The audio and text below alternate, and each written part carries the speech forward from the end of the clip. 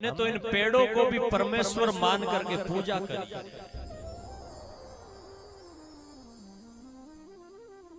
आज भी हमारे घरों में जब कार्तिक का महीना आता है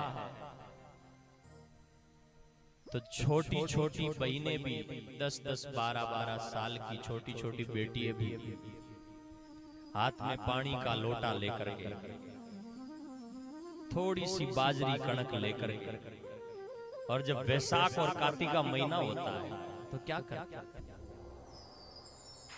सूर्य उदय से पहले उठती है और दिन उगे से पहले उठ करके वो बहिनें हाथ में पानी का लोटा लेकर के उस पेड़ के पास में जाती है और वहां चिड़िया को, चींटियों को वो चुग्गा फेंक करके उस पानी को, जल को पेड़ की जड़ में चढ़ाती है और उस पेड़ को परमात्मा मान करके भोग लगाती है, पूजा।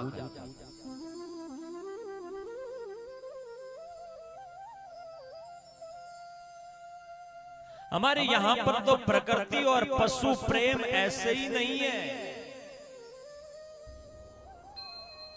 घर में अगर एक गाय बीमार हो जाती है तो घर का सदस्य कभी चैन की नींद नहीं सो पाता।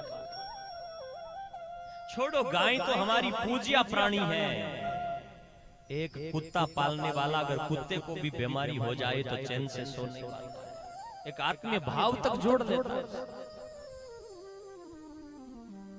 मतलब आत्म वत् सर्वभूतेषु, ये शास्त्रों का मंत्र है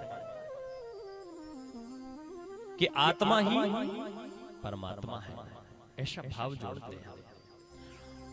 और ये मेरे शब्द नहीं है, भगवान जाम्बोजी ने ये जो अपने आसपास में पेड़ पौधे और प्रकृति है ना, इस प्रकृति को क्या कहा? मोरी धरती ध्यान वनस्पति वासो, ओजो मंडल छायो, गींदू मेर पगाणे पर्वत, मनसा छोड़ तुलायो।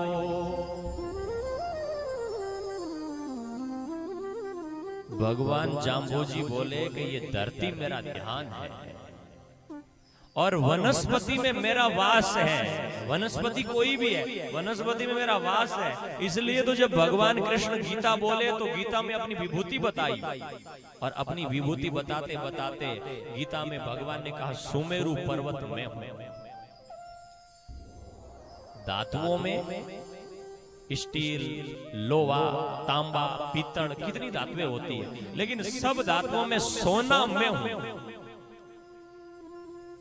विभूति बताते बताते आगे कहा गायों में कामधेनु में हूं। ऐसे बताते बताते कहा कि वृक्षाणाम अश्वत्थम,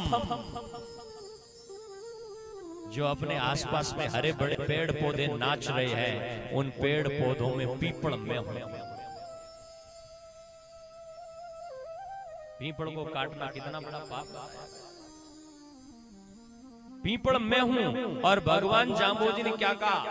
कृष्ण ने गीता में पेड़ प्रकृति को बचाने का यह संदेश दिया। जाम्बोजी ने कहा हरि कंकेड़ी मंडप मेड़ी, जहां हमारा वासा, रूख लीलो नहीं घावे। गुरु महाराज जाम्बोजी तो ऐसा बोल गए कि इन हरी कंकेड़ियों में मेरा ही वास है, तुम इसमें मेरा वास समझो। हमारे परमात्मा भी ऐसा संदेश देकर के सजनों, आज विज्ञान बहुत तेज गति से प्रगति कर रहा है और प्रगति करते विज्ञान ने इस बात को सिद्ध भी कर दिया है कि पेड़ों में प्राण है। एक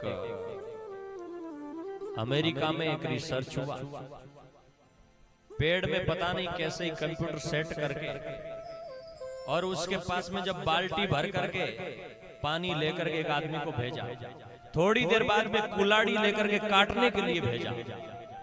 उनके वाइब्रेट अलग अलग हुए।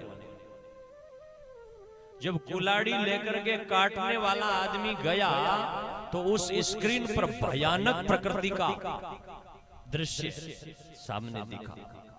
प्रकृति रौद्र रूप लिए हुए प्रलय की अवस्था के टाइप में दिखी। और जब एक आदमी पानी की बाल्टी लेकर के पेड़ों की तरफ बढ़ा तो गुड पॉजिटिव वाइब्स आने लगे। प्रकृति में भी परमात्मा है, तो हमने प्रकृति को परमात्मा मान करके पूजा है। यहां लोग जब घर से निकलते हैं तो गली के कुत्ते को भी रोटी का टुकड़ा फेंक करके निकलते हैं, बिल्ली को भी दूध देते हैं। छोड़ो महाराज उन चीजों को। जब नाग पंचमी आती है तो सबसे जहरीला जानवर जो सांप होता है उसको भी लोग दूध पिलाते हैं,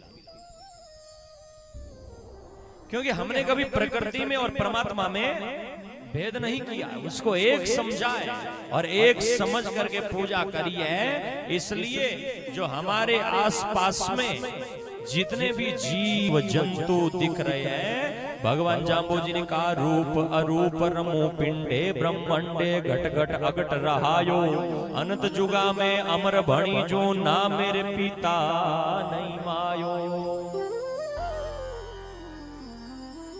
उस प्रकृति में मैं ही रम रहा हूं, मेरे अलावा है कौन? सब जगह पर जिधर तुम्हारी नजर जाएगी, ओ केसुर खेल रचो मेरे दाता।